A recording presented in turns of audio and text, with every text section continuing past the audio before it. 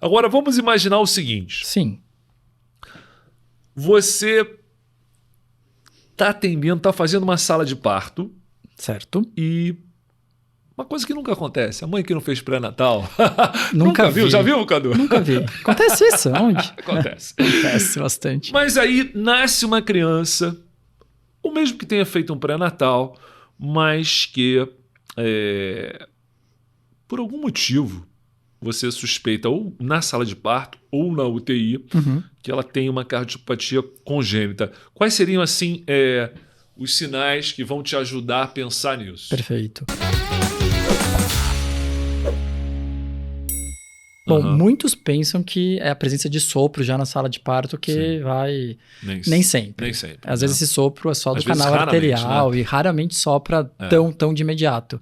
A principal dica é aquela criança que está hipoxêmica, você está dando o suporte necessário. Então, por exemplo, se ela está com frequência maior do que 100 e respira bem, pode ser um O2 inalatório. Sim. Se aquela criança que está precisando ser reanimada, você faz a reanimação. Sim. E se ela nunca atinge o alvo de saturação, e você está aumentando a fração inspirada de oxigênio, e ela não responde, então o teste da hiperóxia, ela continua hipoxêmica, essa criança tem uma chance imensa de ter uma cardiopatia. Pode não ser, mas é aquela criança que você não vai liberar para o alojamento conjunto. Primeiro, porque ela está hipoxêmica. Segundo, que ela está com oxigênio. E terceiro, porque pode ser um cardiopata. Sim. Então, nesse caso, essa criança deve ser transferida para a UTI neonatal.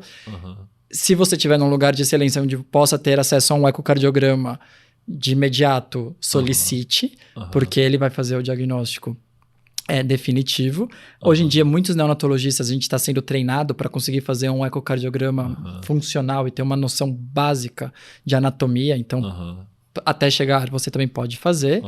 E, na dúvida, você vai conduzir como se fosse uma cardiopatia congênita até que se prove o contrário. Entendi. Mas, muitas vezes, assim, a criança nasce bem, não precisa de nenhum cuidado a mais na sala de parto.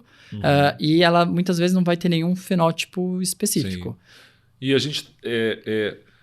tem uma... Quando eu estudo cardiopatias congênitas, tem aquela grande divisão entre as acianóticas e as cianóticas, sem né? dúvida. As que costumam complicar nessa fase neonatal são as cianóticas, principalmente. Sem dúvida nenhuma. Tudo bem, você pode ter uma coartação da aorta, que a princípio mas não é esse cianótica, geralmente né? é mais tardio. Mas é mais tardia.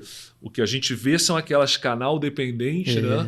Se complicando ali nas primeiras 24 horas de vida, quando o canal, teoricamente, uma hipoplasia vai fechando. de VE, um defeito de septo, a V total, uma transposição. Que geralmente não sopra, falou, né? Falou, simples. né? Fácil de resolver. Muito interessante, muito bem. E tem algumas, você até falou, né? Algumas síndromes e tudo mais. A gente tem algumas síndromes que têm umas cardiopatias específicas, né? A gente tem lá o Down com defeito septo AV, né? Sim. Os não Turner. O Turner tem a quartação, né?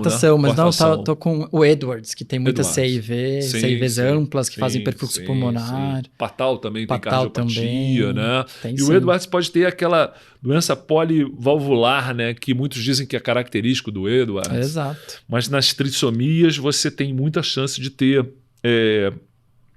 alteração, né, cardíaca. E tem também a história do prematuro com o canal arterial, né? Sim. O canal arterial, aquela história de...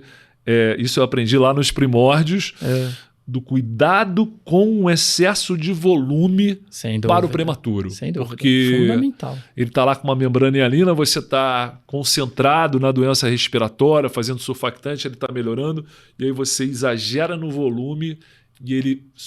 melhorando da doença pulmonar, ele piora de repente. Você faz hiperfluxo, você melhora a complacência pulmonar, o fluxo vai todo para o pulmão e aí esse canal começa a repercutir. Canal aberto. Sem dúvida nenhuma. É um canal arterial aberto que pode ser um problema, né? É um dos terrores da UTI neonatal. Né? Sem dúvida nenhuma, é um dos medos maiores que a gente tem no prematurinho. Exagerar no líquido e evoluir com um canal, né? Sem dúvida. Canal. E o sopro do canal arterial é muito clássico, né? Aquele sopro em maquinária, né? Sempre falo para os alunos... E a posição, a localização dele. Eu falo para os alunos, olha, se tem um sopro, principalmente na criança maior, que você consegue ouvir com facilidade, e assim, ele é quase que patognomônico, por ser um sopro cisto-diastólico em em trenzinho, né, em maquinária, é o sopro do PCA. Bastou ouvir uma vez que já... Não tem como. E a localização? Borda external esquerda alta, num prematuro, canal arterial, até que se comprove o contrário.